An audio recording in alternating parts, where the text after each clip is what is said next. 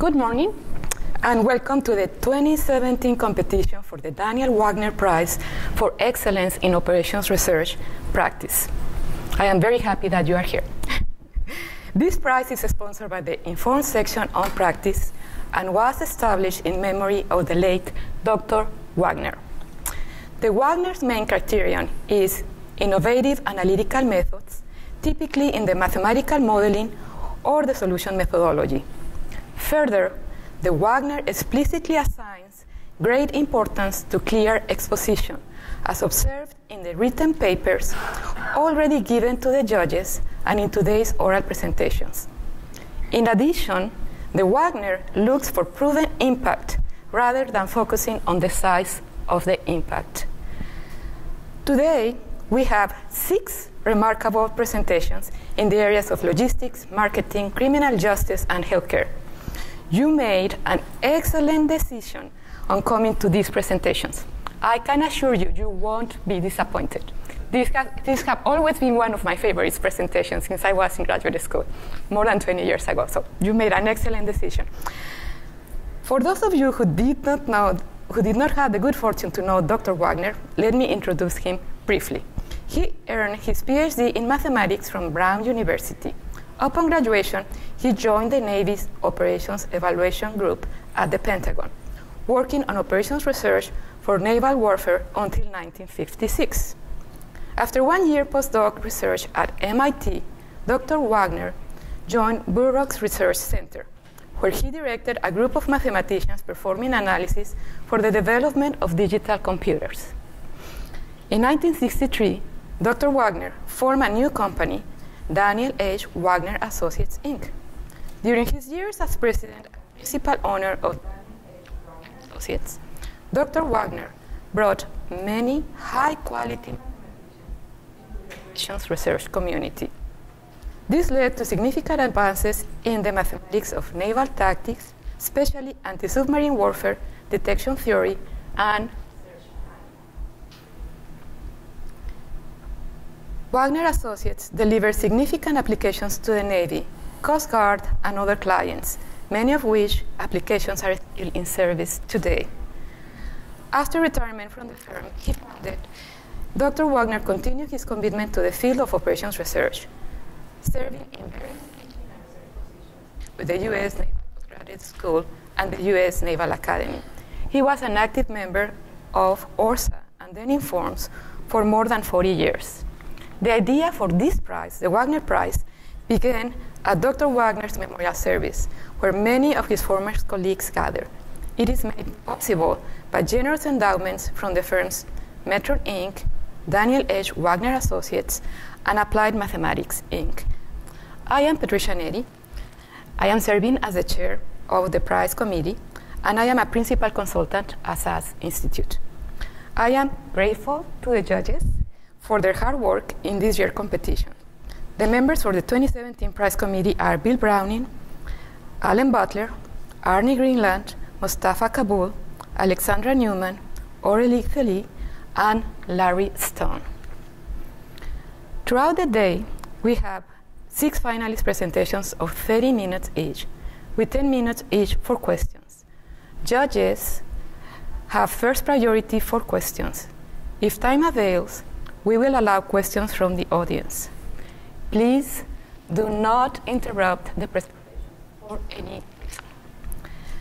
You will notice that these presentations are being videotaped, so I ask you that you turn off your phones at this time. Please make sure they are turned off, and that you remain in your seats until the occurrence of the question period. Okay, and now it's my great pleasure to introduce Professor Tamas Tarlaki, whose team from Lehigh University solved the inmate assignment and scheduling problem in close collaboration with the Pennsylvania Department of Corrections.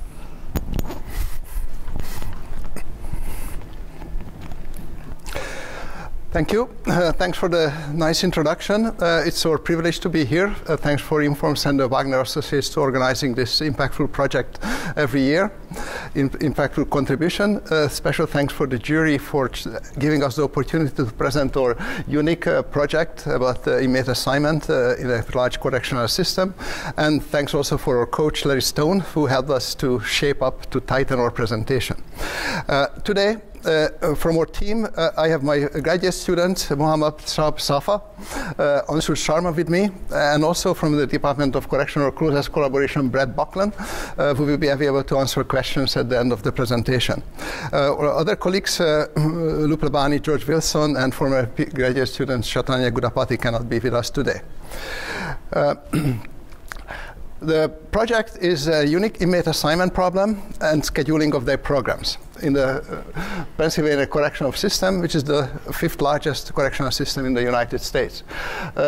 The project presentation has 4 parts: a short introduction, then really defining the problem in more details, describing our solution, how it was developed, what are the critical components of it, and finally discussing in detail the benefits and the impact of the inmate assignment decision support system.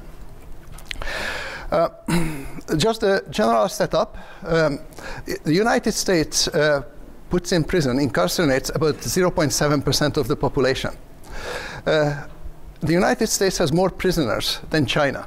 While China's population is more than 4 times the United States, the United States has almost 50% more inmates than China. So it's far higher than any other nation in the world. It's a very expensive business. It's over $80 billion across the states. It's a high tax burden of each taxpayers, and the cost of the correctional system exponentially growing, far outpacing inflation in the last 3 decades.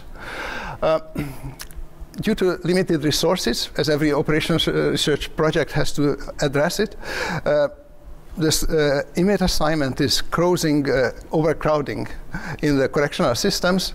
The program scheduling resulted very long backlogs and waiting times. And obviously, if it's done properly, you are saving human resources, you are monetary savings, and improving safety and public security. Let's listen first for those who are really responsible to making all of these decisions and assignments.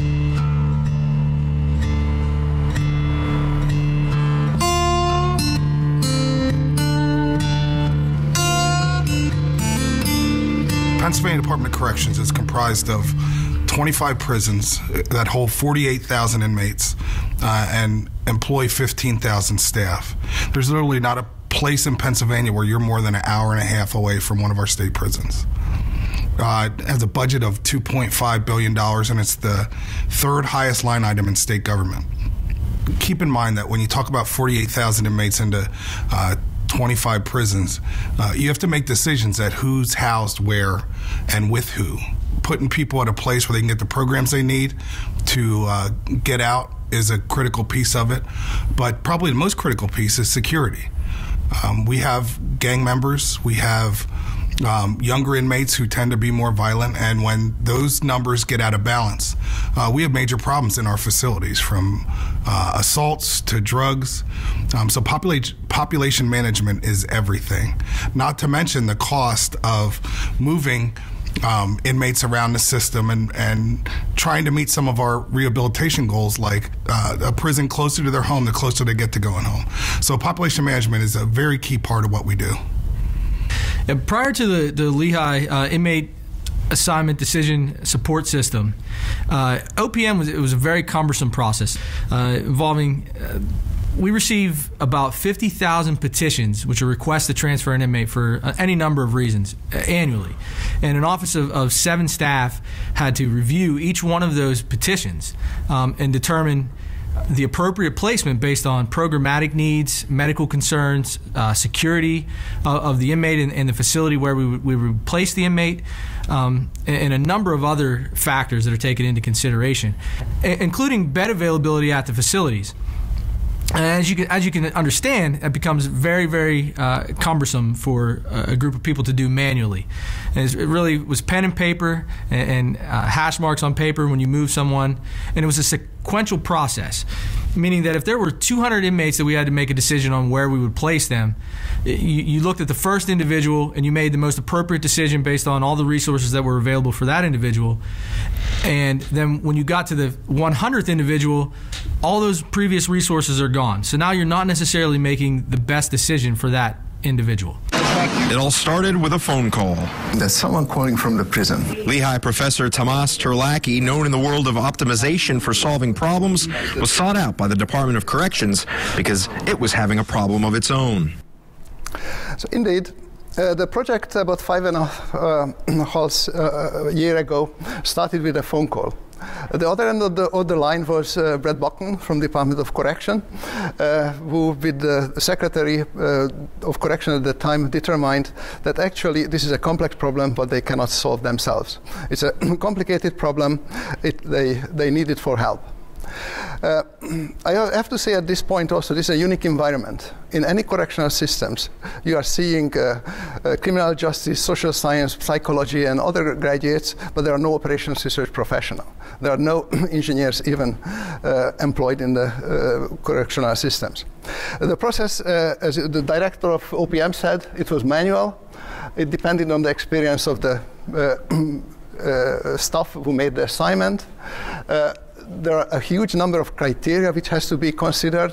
The correctional institutions has also capacity and many other characteristics which have to be kept in mind.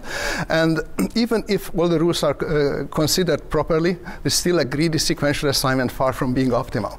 Further, the actual assignment process, which also should be seriously considering the treatment program scheduling, was fragmented.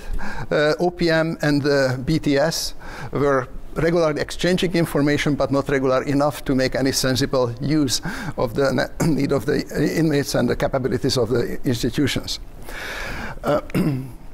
Just to give a glimpse of the complexity of the problem, finally over 60 factors and constraints were identified in the assignment process. So some of those, like very simple things that high-risk inmates has to put to high-security prisons. Their history of escape attempts, sex-related violence, physical, mental health has to be considered in the assignment.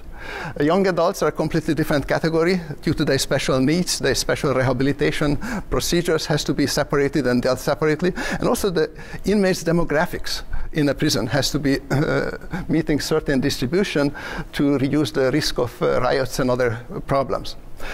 Capacity constraints from the correctional institutions, another major element of it. Correctional institutions has to be filled within their intended capacity, ideally proportional across the system. With 25 prisons, each of them having multiple prison units, that's already giving another additional complexity to the system.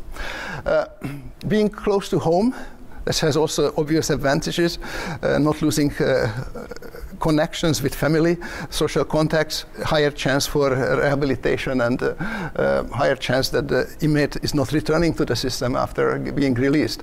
Separation, same gang members, opposite gang members, inmates who had assault or any problem with prison guards have to be separated. So all of this has to be considered at an assignment. And a completely different but related big assignment problem is the transfers. So all of those which are in the system, after a while, frequently have to be transferred to other prison units. It might be pyro violation or other violations, the reason for transfer. It might be program placement, not available in the current correctional institution when they are. Might be even new reasons for separation, new assaults, new problems. And also on the positive side, inmates who are behaving well, they are progressing well in their rehabilitation, they might get the reward that they will be placed in the closest prison to their home. So they have better contact with their family. So all of this giving a very complicated assignment problem. Another element, which already mentioned, that inmates becoming eligible for parole, not only if they behave well, but also if they are completing all the required programs, which maybe the judges, maybe the correctional system is imposing on them. And that all has to be finished well before the time when they are eligible to parole at the minimum sentence time. So the program scheduling has to take into account that inmates has to start programs as soon as possible. They have to minimize the longest waiting time to be fair with everybody, but also minimize the total waiting in the system, the total waiting list. Obviously have to be taken into account the available resources, the availability of programs, the program capacities, and also those which are already in the different correctional units and they are already taking seats in the different programs. Programming is also a complicated operation. There are so-called open enrollment and closed enrollment programs. Open enrollment programs are running continuously all the time in the system. Anytime a seat is becoming available because an inmate finished the program, another one takes that seat immediately. Like mental health management programs are in this category. Closed enrollment programs are like in a university classroom. A class of inmates are starting the program, completing it in the same time, and then another class is starting. But the length of the programs are also different. Some of them are only 2 months long, some of them are 7 months long.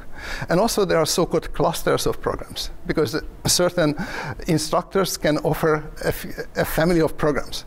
But also the instructors have their own capabilities and capacities, obviously. They cannot offer many programs in the same time. So besides the time frame and time scheduling of the programs, scheduling inmates to the programs, there's also the choice which programs will be offered by which institution and by which instructor. So all of this cluster is really giving additional complexity to the assignment problem. So this describes the complexity and difficulty and the magnitude of the problem. As the director of OPM said, it's about 50,000 inmates needs to be assigned to different units every year. The project was in 2 phases. As I mentioned, that this is really a challenging environment. There's no OR professional insight to work with. We have to develop the common language. We have to develop trust. That's something what we are talking about. Mathematics is really useful and solving your problems. So the first phase was really developing a decision tree. But at that time, it was already completely clear that the goal of the project is to make simultaneous system-wise optimal assignment, while all the programming scheduling and choice of programs were also taken into account and reducing waiting time of it. As a decision tree, it's a snapshot of the decision to develop. It was an application which we provided to the Department of Corrections, and they really run and tested and refined all of the rules. So the decision tree was really important to tighten up and clarify all the rules. We started over 90, while the 7 captains were making the process reduce the number of factors to about 65. We also in this process clarified the relative importance of all of these factors. Because some of them are more important, some of them mandatory, some of them are just nice wishes to have. So the benefit was really that it removed the subjective element in the assignment. The decision tree tools made clear which rules are followed, which rule are violated with certain assignments, and also gave scores with, according to the relative importance as the inmates were assigned and provided by a list of correctional institutions in a decreasing order of their suitability. The drawback is obvious that the decision tree running inmates one by one through that applet is not optimal. It's just a local greedy heuristic. It could not anticipate any bottleneck, any future needs of inmates, and also it lacked the ability to consider the scheduling of the treatment programs. So by the time, the end of the year 2, it was completely clear that we need a system-wide simultaneous optimal assignment methodology and tool to develop, including program scheduling. This is the final product, the inmate assignment decision support system, which is a complex, complete system integrated fully in the operation of the Department of Correction of Pennsylvania. It has a web server in the middle, all developed by colleagues and students. It's fetching and putting data back in the Department of Corrections database and the information systems. It includes a clean, user-friendly graphical user interface for all the captains who essentially have to sign up individually with each assignment. And also includes the heart of it, the optimization model generator and the solution of the optimization model inside. I think by now it's clear for everybody that this is not a textbook assignment problem. Sure, it's an assignment problem with a large number of side constraints. So the side constraints sometimes even conflicting with certain individuals. It includes a time dynamics, a scheduling component, but also the scheduling is more complicated than just scheduling because you have to also make the choice which programs are offered. So all of this gives a quite complex optimization problem which has to be modeled, formulated, and solved. So it's also learned that it's inherently an infeasible problem.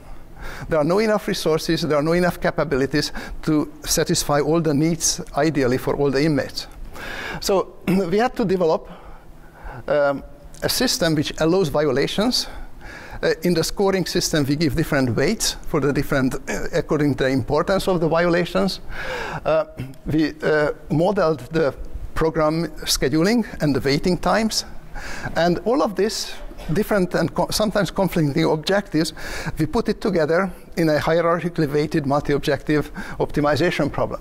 And due to the assignment, it's obviously it's going to be an integer linear optimization problem.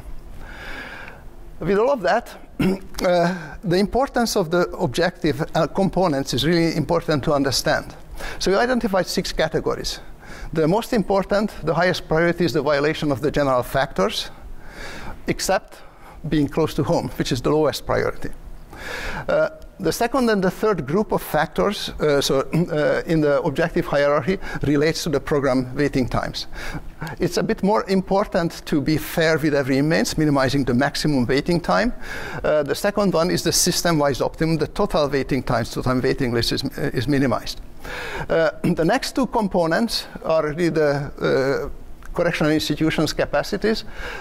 All assignments has to be within the operational limit, a minimum and maximum in the institutions, and as a secondary objective, that should be proportionally filled in all the correctional institutions. The criminal justice literature says that it's about 90% of fill rate is optimal. It's not wasting resources, but also not overcrowding, and always prepared for certain unexpected events. So this gives us the hierarchy weighted multi-objective mixed integer linear optimization model. So the objective is the weighted sum, properly tested weighted sum of those objective components. We're having the assignment component, so Xij is 1 if inmate I is assigned to facility J. The next part is the schedule, the site constraints, all the factors, conflicting separation elements of it. The most complicated, largest part of it is really the scheduling component. Just highlighting one element, that ZIJPT is 1 if inmate I assigned to facility J following program P at time interval T. So this already gives that it will be a significant size of mixed integer linear optimization model. We also had to obviously count and model the waiting times. Those are integer variables, essentially counting the time periods as the inmates are waiting for their program enrollment. We have a large number of variables, and just to give a quick sense how large the problem is, for a typical assignment period, about 100 inmates with the 25 prisons, with over 10 programs and a 9 months time period that we have, the size is about 35,000 binary variables, about over 25,000 constraints. If the size of the batch of the inmates are growing, obviously this is getting an even larger problem. We have to solve the model, not only generate it. So we used Gurobi as the solver engine behind it. We extensively tested both Gurobi and the model, strengthened formulations, developed and tested different model variants for robustness of the model as the quality of the solution, and also as the performance of the solver for solution time. So all of this was reached by also switching on Gurobi's highest level preprocessing. That heuristics implemented there really give a reasonably quick time and quite good solutions to start the optimization process. And as a key element of providing solutions really in a short time was stopping Gurobi before proving optimality, actually even before reaching optimality with a very small complementary gap. And the rationale behind it that in this time horizon that we have to plan it at least for 9 months period.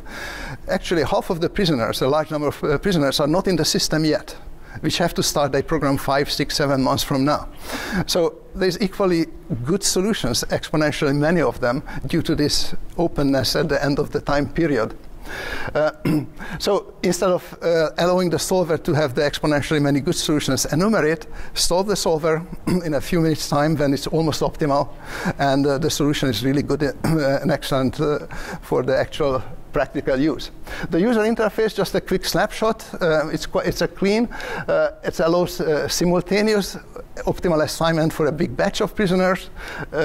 It allows evaluation of each prisoner for optimal assignment for the prison units. All the information about inmates can be displayed. All the characteristics of the correctional institutions before and after assignment, the program schedule, the program waiting list. So everything what the user need is displayed by the system. Several filters is implemented in this process. So developing this solution is took about 3 years, the inmate assignment decision support system. And it's integrated in the PA department's information system, and it's already for over a year. It's fully used. So today, every inmate is assigned by the advice, by the optimized decision of this system. The benefit and impact of this project is something which is really important to realize. And probably best to listen first for the major users, how they evaluate the benefits and importance. What the Lehigh model does, it allows OPM to make those decisions simultaneously. So any group of inmates, whether it's 100 inmates or 1,000 inmates that we have to make a decision on placement for, it makes the best decision for the department at that point in time, looking at all of those factors. At its very foundation, the Inmate Assignment Decision Support System is a productivity enhancement tool. So it allows OPM to work and operate more efficiently. And when we're looking at inmates' assignments, it takes into consideration a multitude of factors that would have been virtually impossible for humans to do alone, including program waiting times. And it decreases the amount of time that an inmate waits to start programming. It also takes into consideration security concerns, such as gang-related security concerns, inmate demographics, which can significantly reduce assaults within our prison on our staff and our other inmates, and it overall increase our security in our facilities and public safety. So previously it took OPM, the Office of Population Management, 40 staff hours per person, 7 people in the office, to evaluate and review the petitions and determine the appropriate placement to the best that they could with the tools that they had. Now, with the inmate assignment tool, the Inmate Assignment Decision Support System, you can literally click a button and within 30 seconds to a minute, all those decisions are made simultaneously. So it's a tremendous productivity enhancement tool just for the office. So now the staff in OPM can evaluate things that they weren't previously able to do because of the time that they had to spend just reviewing the petition. We've mapped out the entire process, the why do we make a decision for every possible factor, and the model takes all that into consideration and makes a simultaneous decision based on that. Yeah, this inmate assignment decision support system that was built by Lehigh University has really been a godsend. And again, keep in mind that that one of our key goals is preparing inmates to be successful for parole. The key piece of that is that they complete programming. So making sure our program seats are full and making sure we have inmates completing their program by the time they're eligible for parole is a critical piece. This tool has really allowed us to improve that, and also allowed us to not increase staff in the department that supports it. So parole rate, for one, with people completing programming at a higher rate by the time they're eligible for parole, that increases the parole rate. Also, the reduction in transports And keep in mind, that's not just a cost savings, but that's a savings from a security standpoint, because transports are some of our riskiest things that we do. And also, you can make an argument that it has had some impact on us reducing violence by making better decisions as it relates to especially gang members and younger inmates who are more likely to be violent. So we've saved money in all those areas. It's been a pretty significant success for us and for the taxpayers of Pennsylvania, to the tune of about $2.9 million in the first year, and we're projecting closer to $20 million over the next 5 years. So as you see, the primary users, the secretary and the director of Office of Population Management, is highly satisfied with the benefit and impact of the process. Instead of repeating all of these benefits, let me just focus on one line here, the acceptance rate of the decisions. So it's about human lives, so finally a captain have to sign up with the actual decisions. So in a typical week, like first week of January, over 230 people assigned. Over 90% of that assignments was accepted and approved by the captains. The remaining 10% was rerun in the individual assignment, and 6.5% of them was accepted as the primary place where the system was giving up. Since then, we are monitoring also continuously the performance of the system, also for refinement and fine-tuning. And most of the non-accepted assignments are due to data error, like a male is marked as a woman, or simply temporary factors which are never making their way to the database systems. Security was mentioned many times. It's a huge issue, and proper assignments improve security. We also succeeded to quantify it by identifying two areas: the reduction of inmate transfers in the reassignment process. It's about 10% decrease from the previous year, and also reduction of the number of assaults. Assaults is really a very costly. It's a criminal justice teacher says about $70,000 cost for legal, mental, and all the other issues coming with it. The program waiting time, it's always an important part.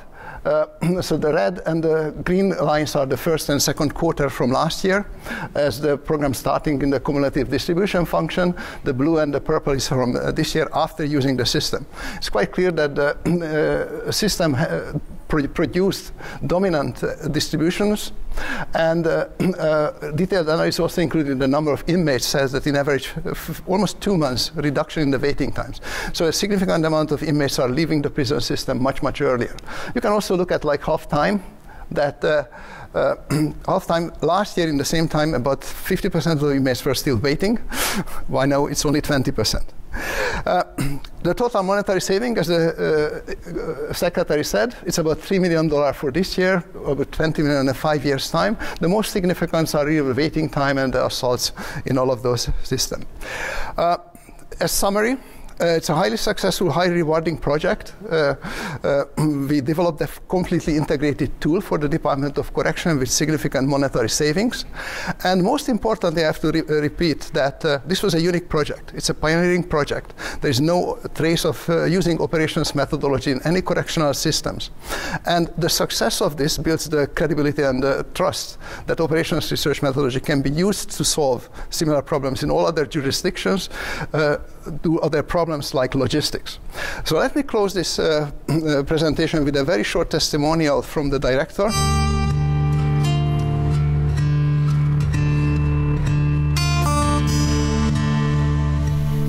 Kudos to Lehigh University for the amount of work that they put in helping us develop this solution.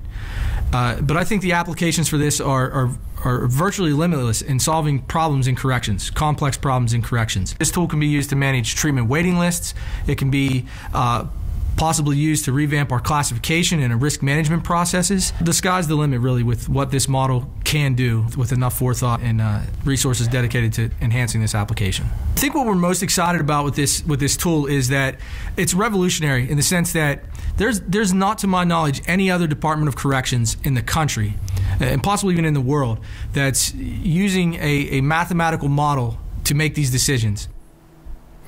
To close the presentation, my last two sentences that, as you've seen, the success of the project also generated national interest in the media, starting from Seattle Times, San Francisco Chronicle, Chicago Tribune, or published and republished the news about it.